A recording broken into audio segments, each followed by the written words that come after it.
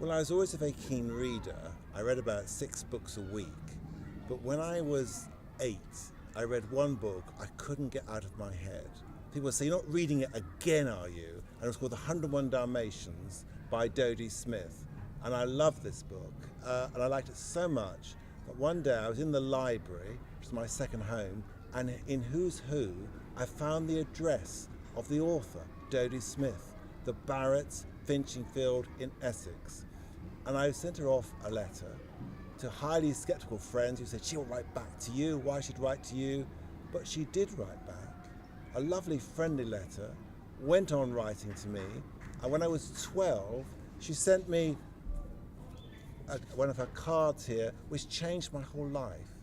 She asked me, "Have you ever thought of becoming a writer? Because I think you would make a good one." And I'd never really thought of it in proper terms before. But she put the idea into my head, gave me lots of advice. When I got the inevitable rejections, kept me going, encouraged me all the time. And it's thanks to her that I became a writer.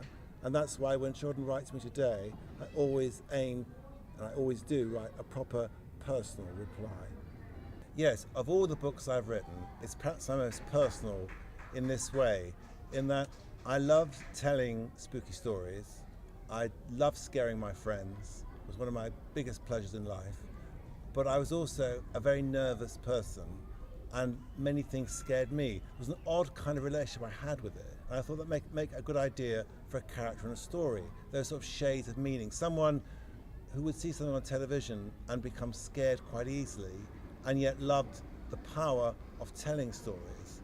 And that's given the idea of the ghost dog, where you make up something to scare Aaron, who he hates. But the story has its own sort of life.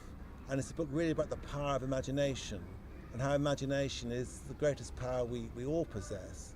But it's also, in Daniel's character, this strange fear that he has, and yet he somehow deals with his fear through telling very scary, very spooky stories. Interestingly, when I was researching the ghost dog, I went to an evening with a group of boys sat round telling ghost stories. And these were not boys who were academic high flyers in any means, but when they sat round telling scary stories, it was like a new voice came out of them. Suddenly, they were telling these detailed, exciting, scary stories full of atmosphere. And I thought, this is where I'm going to begin to find Daniel's character. It's when he's telling the scary stories. And I could hear, when I used to tell the scary stories, your voice would go a little bit deeper, a little bit slower. And when you heard something scary, you get the full emphasis there. And I could hear Daniel telling these stories, and of course enjoying the power that he had over the audience who were hearing. And the strange thing is that when you're telling a story, you're living inside the story. And that's what Daniel does. He's one of those people who lives inside his head, as I did when I was growing up. And the stories are the way of him expressing himself and what he feels. And the scary stories are how he deals with the bad things in life. So as his frustration with Aaron grows, so his scary stories get spookier and spookier. Well, first of all, I think one of the best things when you have a protagonist and antagonist is to have a confined space. There's no doubt about it, tensions grow, don't they? And a bedroom, of course, is a very special place. It's your own safe place, isn't it? It's your own kind of kingdom.